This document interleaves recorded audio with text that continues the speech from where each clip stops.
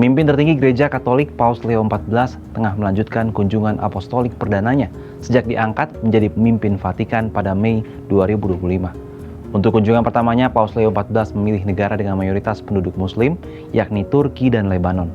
Lantas apa saja pesan yang disampaikan oleh Paus Leo dalam kunjungannya? Paus Leo XIV mengunjungi Beirut, Lebanon pada Minggu 30 November 2025. Presiden Lebanon Joseph Aoun, Ketua Parlemen Nabih Berri, dan Perdana Menteri Nawaf Salam menyambut pemimpin tertinggi Gereja Katolik Roma itu di Istana Presiden Ba'abda. Paus Leo XIV dijadwalkan berada di Lebanon hingga 2 Desember.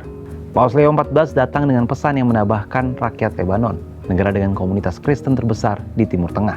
Lebanon sedang bergelut dengan krisis ekonomi, perpecahan politik, dan kekhawatiran akan perang baru dengan Israel. Negara itu juga belum mengalami proses rekonsiliasi nyata setelah Perang Saudara tahun 1975 hingga 1990. C'est seulement de cette manière que l'on ne reste pas écrasé par les injustices et les abus.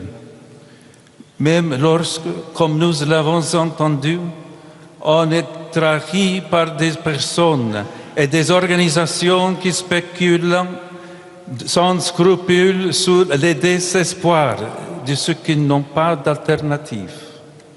C'est seulement de cette manière que l'on peut recommencer à espérer en l'avenir, malgré la dureté d'un présent difficile à affronter.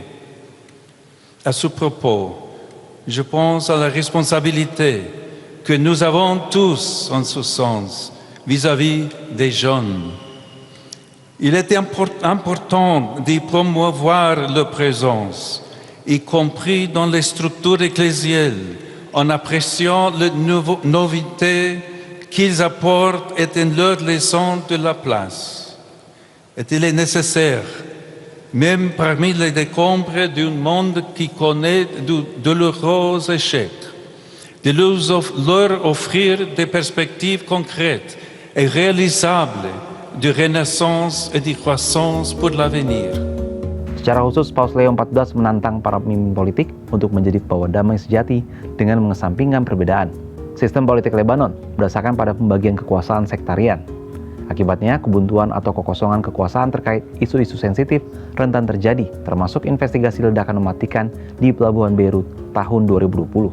Sebelumnya pada Sabtu 29 November, saat mengunjungi Turki, Paus Leo XIV juga mengecam perang atas nama agama. Pemimpin tertinggi Gereja Katolik Roma sedunia itu lantas mendesak agar para petinggi agama mengatasi perpecahan yang terjadi selama berabad-abad. Lalu, apa sebenarnya alasan dibalik pemilihan Turki dan Lebanon sebagai negara pertama yang dikunjungi oleh Paus Leo XIV dalam perjalanan apostoliknya? Akademisi Hubungan Internasional dari Turki, Giorgio Delzana, menyoroti dimensi dialog lintas iman dalam agenda Paus tersebut. Menurutnya, Turki adalah negara Muslim dan ia meyakini bahwa dari perspektif Paus Leo XIV, hubungan dengan Muslim dan Islam sangat penting untuk membangun perdamaian. Dalam perspektif Katolik, Turki merupakan pusat kekristenan purba, titik pertemuan tradisi Katolik Latin dan Ortodoks Timur. Turki juga pertemuan sejarah antara Kristen dan Islam. Sementara Lebanon dipandang sebagai model bagi keberagaman agama di Timur Tengah. Namun sejak 2019, negara itu dilanda serangkaian krisis. Ekonomi runtuh dan kemiskinan kian parah. Konflik terus mendera. Ledakan di Pelabuhan Beirut pada 2020 menewaskan lebih dari 220 orang dan menyebabkan kerusakan besar di ibu kota. Saat ini Lebanon juga menghadapi serangan Israel. Dengan kondisi itu, perjalanan 6 hari menjadi ujian internasional bagi Paus asal Amerika Serikat itu.